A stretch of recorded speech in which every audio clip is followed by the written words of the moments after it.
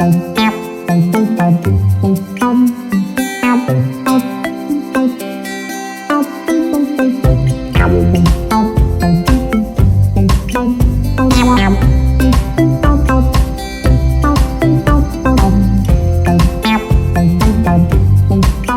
to our Intercultural Festival of Anglo Saxon countries, a festival in which culture, language, and social interaction are the basis to build interculturality.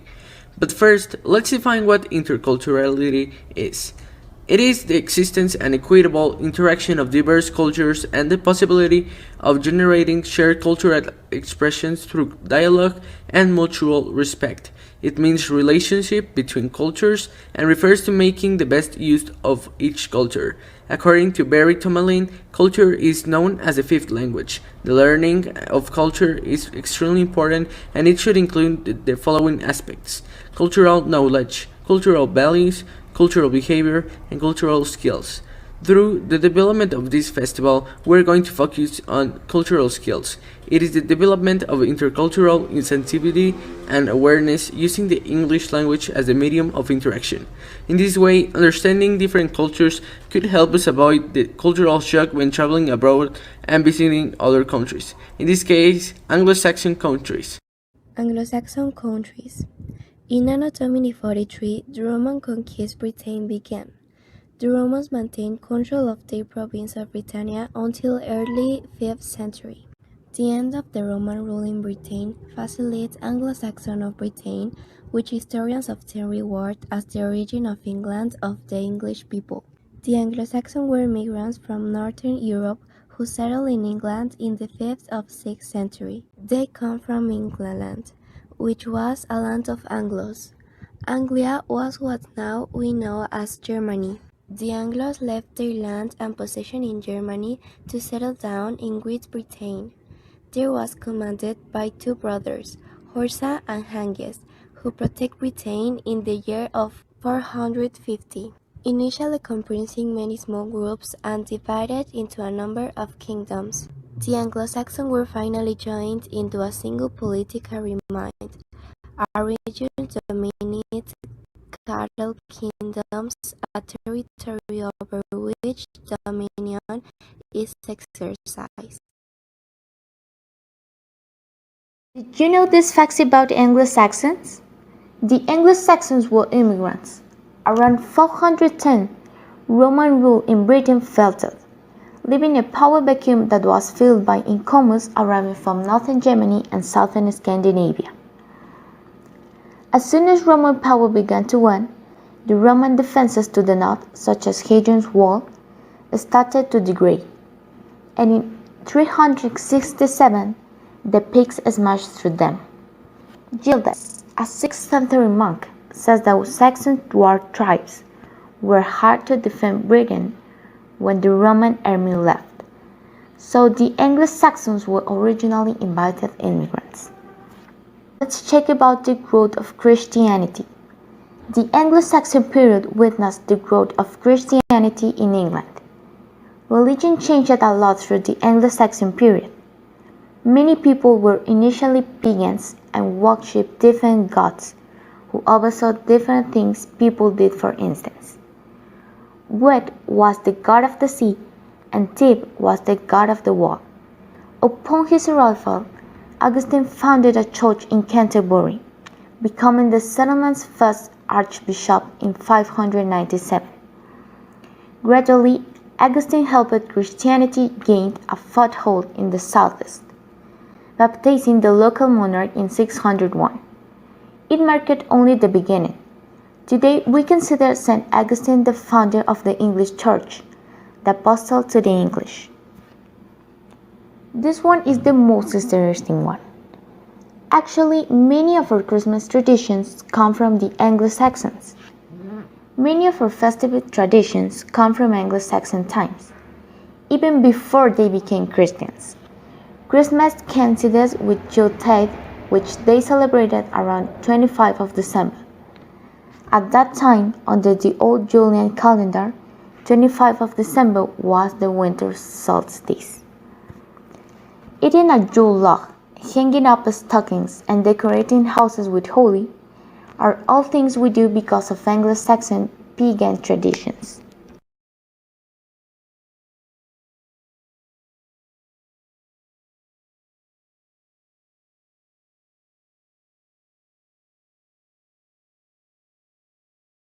England is a country that is part of the United Kingdom. It shares land borders with Wales to its west and Scotland to its north. The Irish Sea lies northwest of England and the Celtic Sea to the southwest. England is separated from continental Europe by the North Sea to the east and the English Channel to the south. The country covers 5/8 of the England of Great Britain, which lies in the North Atlantic, and includes over 100 smaller islands such. This is all related to England territory. Let's talk about the territory of England and Wales. Geographically, England and Wales are located in an island called Great Britain. To the north is Scotland, shown in blue, and to the west is Wales, shown in white, is Northern Ireland, shown in orange. Unlike England, Scotland, Wales, and Northern Ireland, Great Britain is geographical within the United Kingdom. The term Great Britain is often used to refer England, Scotland, and Wales alone, with Great Britain mostly contains three: England, Scotland, and Wales. Flag meaning of colors. Nonetheless, the precise meaning of the colors of the flags are: white represents peace and honesty. Red symbolizes bravery, strength, and value. Blue represents vigilance, justice, loyalty, and perseverance. Meaning of colors. It was adopted on January 1st, 1801, and consists of a red cross for Saint Gregor, the patron of England, superimposed on the white cross of Saint Patrick, the patron of Ireland. Moreover, the two crosses are superimposed on the saltire of Saint Andrew, the patron of Scotland. Coin. The pound sterling is the official currency in the United Kingdom. This is all about the territory of England and Wales. England, unlike Wales and Scotland, has no official national dress. Some people think men in England wear suits and bowler hats, but it's very unusual these days to see anyone wearing a bowler hat. The man in the photo was taking part in a birthday party for one of the Queen's Guard regiments. An English national costume group are trying to make England's national dress be the clothes worn by the Anglo Saxons during the 7th century. The Anglo Saxons were warrior farmers and came from northwestern Europe. They began to invade Britain during 450 in the year of the Lord. A far better choice for an English national dress would be to choose from our many customs and traditions we have in England. There are a wide variety of customs, from the spectacular ceremonies associated with monarchy to the traditional customs worn by Morris dancers and others at English country fairs.